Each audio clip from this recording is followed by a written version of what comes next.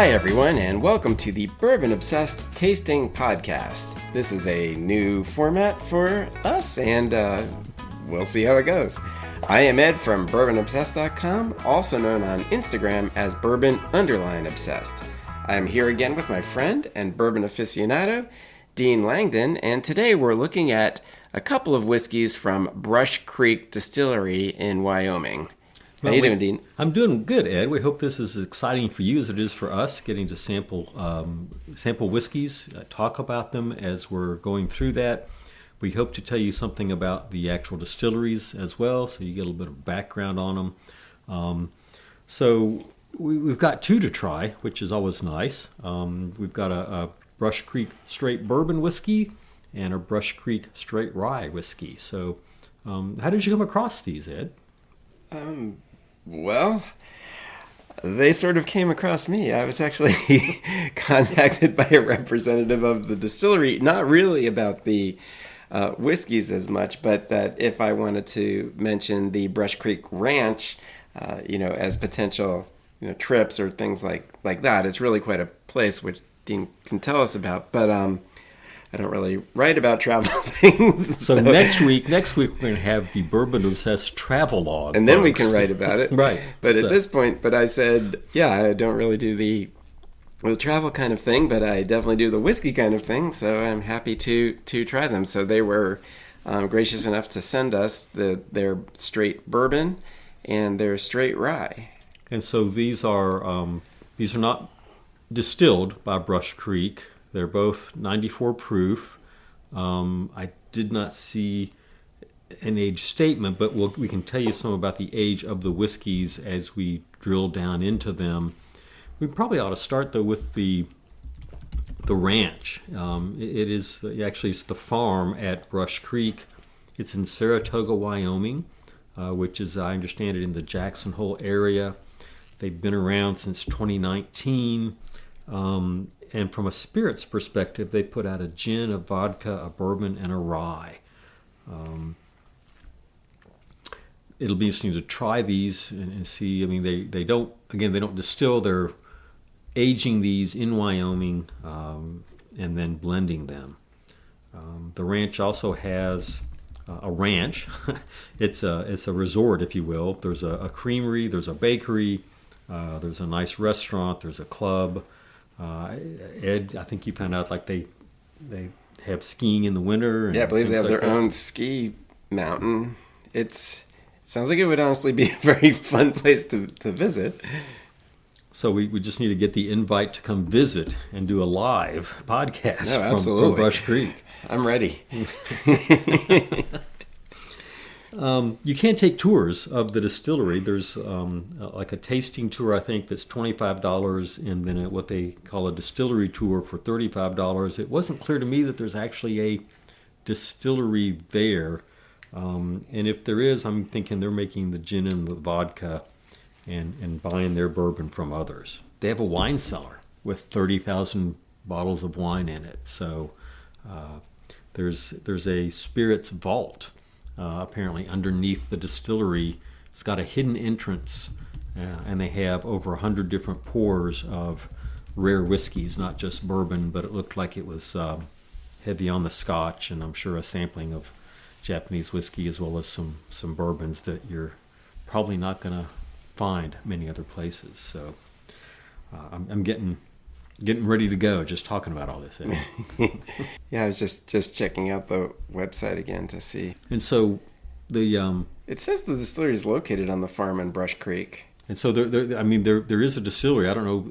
Again, these bourbons are not their bourbons. It does not seem to me. It's No, I think they're blended there. Yes. So I'm starting to nose the bourbon here. It's a 4-grain bourbon. It's a blend of bourbons from both Kentucky, Indiana, and Tennessee. They range in age from 4 to 13 years old. What are you getting on the nose, Ed? Well, for me, it's fairly sweet. I get quite a bit of fruit. I get like pears and sort of a tangy, sweet apple cider. I sort of get a little more of that tang as time goes on. Initially, I'm sort of hit with more of just those fresher kind of sweet fruits. I get some honey and sweet caramel, A little later on, I start getting more of a little bit of a tart orange peel coming in, but that's after I've taken a sip or so. Not right off the bat. It's more of those sweeter flavors for me at the beginning. And also later on, I started getting a little bit of a little subtle earthiness, which I think was more of like a green tea leaf kind of thing, which is, again, didn't get that initially, but I got that after I had had a couple of sips and went back to the nose. Yeah. Well, that's interesting. I get some oak on the nose, but I'm also getting like a little bit of marshmallow, a little bit of smoke. I'm not getting the same fruit flavors that you are, or not flavors, but noses, smells. I do get some citrus, some orange there at the end. Mm-hmm. I would get that. Yeah, that's where I get it, not at the beginning. It's after it. Mm-hmm. Well, I wonder if your marshmallow is coming from, because marshmallow is going to be a sweeter flavor, and maybe that's equating to some of that sort of sweet because I did say sort of honey and sweet caramel kind of flavor, and then the sweet apple cider and pears. I mean, you could sort of have those built into a marshmallow. I mean, I just always find this very interesting because we obviously smell the same things. It's just how you interpret it. We perceive them differently. I know. It's always amazing. You must amazing have eaten a lot of marshmallows, whereas I'm a lot healthier and eat pears and apple cider. That could be it. So. I like the nose. I do. Yeah.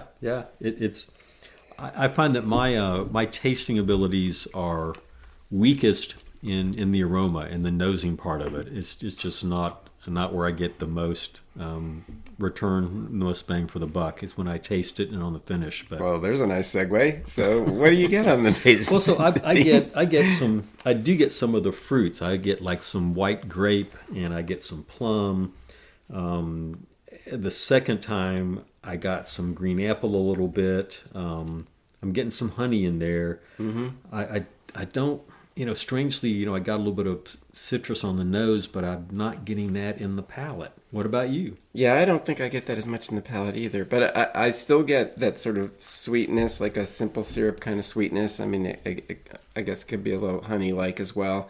I again get the apples and light caramel. I start picking up a little bit of the rye spices. I thought some cloves, but again, towards the end, I get that fruit and sweetness at the beginning. And then again, maybe a little that sort of green tea kind of earthiness, but that's subtle. Mm-hmm. I mean, but it's that sort of other flavor that was in there. I'd actually let my wife see what she thought of the nose. She doesn't drink, so she doesn't do the taste, but from the nose, I mean, she said... Well, actually, she said apples, and we rarely ever say the exact same thing. So that was interesting. So it's 2-1, Dean. Sorry, there's apples in there. But no, just kidding. But she did say an earthiness, and then I think for me that earthiness is that sort of mild green tea. But it's a subtle flavor. It's just something else that's in there, making it a little more complex. I agree. I mean, I get that. That comes to me almost as an oakiness rather than an earthiness. But there is that, it comes from the ground, right? It's not just a fruity or a right. Anything like that. So this, I get a little bit of white pepper towards the end of the taste. It's not. I struggled with that because I thought, is it cinnamony? It's like no. It really is sort of a mild white pepper, which is a nice touch at the end, I thought. So in the finish or at the end of the towards the end of the palate and the beginning of the finish. The finish I found to be a little bit dry, and I did get some pepper in the finish also. Yeah, I agree. So I thought the finish I lost all of that because there's almost a little bit of a syrupy kind of sweetness to it to me earlier on, right. And the finish dried out considerably. I called it my capsaicin spice because I couldn't really put the pepper on it, but I thought it definitely had some spice to it. And I also got a little bit of mild barrel char towards the end, but just subtle. It's not overly smoky at all. But I mean, there's a little bit of that, maybe a little bit of that, little bit of dry wood kind of thing. How bourbons often transition from being much sweeter up front to then being spicier and drier in the finish, which is interesting how they do that. But I thought sometimes I've had people describe that almost as a Band-Aid taste, which at first glance sounds horrible, but it's really not. Between the wood and the other tastes that come out there, it's just a nice finish for a good pour like that. So I guess I equate the Band-Aid thing more to almost a little bit of like a rubbery elastic adhesive-y kind of It's thing. not- I it's- mean, from when I've eaten Band-Aids, of course. But you can smell Band-Aids. Like if they get You wet can. and they're on your finger. Right, I mean, they have right. a very characteristic smell. I personally wouldn't put that in this, but No, it was very, very, very, very mild and all the way at the end on one of my samplings. So, I'm actually enjoying. I mean, what do you think based like on the it. proof? I mean, so 94 proof, right. Drinks So- it high or low? I think it drinks about right on. There's a little bit of ethanol occasionally on the nose, but otherwise I thought it was just good. Speaking of proof, Yeah. one of the things I learned about this is they actually proof it down with snow melt Yeah, from the mountain down, I guess. So that's an interesting touch. It is a mash bill of 63% corn, 30% rye, 6% barley, and 1% wheat. So it's a 4-grain. So Interesting. quite a bit of rye. So Yeah, that it's would a- explain the rye. Because I didn't look at the mash bill. I never do until after I draw my conclusions. Yeah, yeah. So here's I'm gonna the tasting notes from the website are interesting. On the nose they say there's malt, dried cherries, new leather, and thyme, THYME. The taste they But we could all use more time. could use- TIME. there'd be more bourbon to taste. That's right. So, on taste they say roasted cherries, dried blueberries, toasted oak, and cinnamon. I did not get those flavors. The closest probably was, I guess, a plum as a stone fruit. I got some of that. Didn't you mentioned something about cinnamon at one point? I thought it was going to be cinnamon, but to me it became more of a white pepper. It didn't have the cinnamon spice to it. I don't get it. I mean, now that you say it, I could probably imagine. It was not anything I wrote down originally. Yeah. But Yeah. I could imagine a little cinnamon in there. But, it's so much power of suggestion. And It is. Whenever somebody says they taste something in a bourbon, you're going to taste that too. It's just the way our brains work. So right, which is why you always want to taste things, make up your mind, then talk about it. That's right. Otherwise, you will just be tasting what your friends are tasting. all right, a break for a little sip of water to cleanse the palate, and then we'll move on to the rye. Mm-hmm. It is a blend. So also at 94 proof. Also 94 proof, that's right. And it's a blend of 4 to 6 year old ryes from Indiana, not from 3 different states. So these were in Wyoming for 2 to 3 years after they were selected, and so that's all really. I'm going to save on the mash bill or anything else about it until we get a chance to try it ourselves. We don't know if that age happened before or after it went to Wyoming. No, we don't. And I don't know about you, Ed, but I love both rye and bourbon, but I think I love rye more.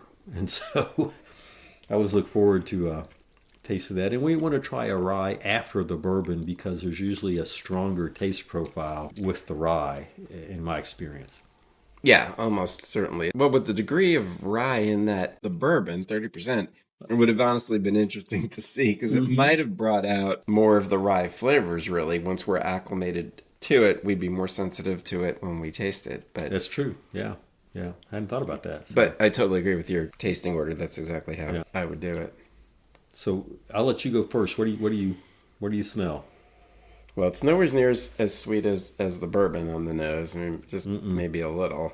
I do get like some tart limes, like that citrus that you sometimes get out of. I mean, we're assuming Indiana 2 mash bills is MGP, but we do not know this. That's right. We don't know that, but we assume it's an MGP product. But so. I mean, that citrus I can certainly get out of some of the MGP ryes. But whether it is from there or not, I do get some tart limes. I get the rye spices, quote, are relatively mild, I thought, in the nose. And I get a little bit of citrus also, but to me, it's very minty. I'm getting a strong, like a spearmint nose.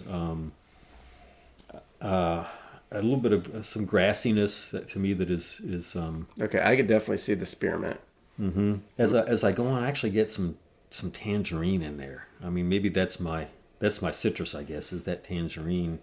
Mm-hmm. Although mine is a tartar citrus. It's like more of a lime. Yeah, see, mine comes across as sweeter. So. But I get anise or anise, however you want to pronounce it. Yeah. Like behind those other flavors, like once you Right. sort of put them out of your mind, that's like the sort of dominant rye spice that I'm getting in this. And I got a little bit of banana on the on the tail end of the nose, which I thought was odd for a rye. I don't usually see that with a rye product. No, I've gotten banana in the Old Forester rye. Yeah. Well, yeah, I get it. I get banana in anything that's Old Forester, except the 1924 for some reason. But yeah, it's not a typical rye flavor. What about on the palate taste? Wow. Well, first, I really like it. Yeah, I like it too. Second, mint. The mint comes up front, and then to me it blends into some baking spice, some citrus again, some orangey tangerine type flavors. Boy, maybe there's just a little bit of cocoa, not chocolate, but cocoa at the end of that, which is a wonderful mix with the fruit.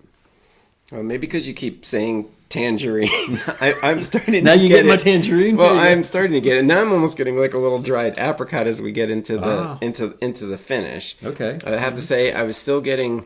My initial taste was that it still had, well, similar to the nose. I thought the taste was a little sweeter than the nose was.